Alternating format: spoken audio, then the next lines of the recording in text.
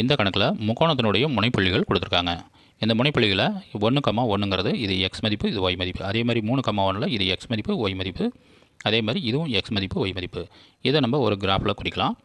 First 1,1ங்கிறது இந்த புள்ளி, அடுத்தது 3,1ங்கிறது எக்ஸில் 3, ஒய்யில் 1, அடுத்தது எக்ஸில் 1, ஒய்யில் 3ங்கிறது இந்த புள்ளி.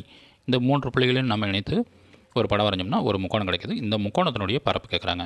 முக்கோணத்தினுடைய பரப்பு அரை பிஹெச். பிங்கிறது அடிப்பக்கம். அடிப்பக்கம் எத்தனை அலகு இருக்குது பார்த்தோம்னா 2 அலகுகள் இருக்குது. அரை அடிப்பக்கம் 2 அலகு.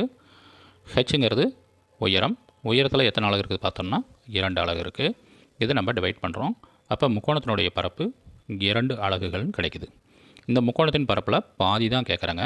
அப்போ பாதியை இந்த வந்த மதிப்பை 2ஆல் வகுக்கிறோம். அப்போ நம்மளுக்கு 1.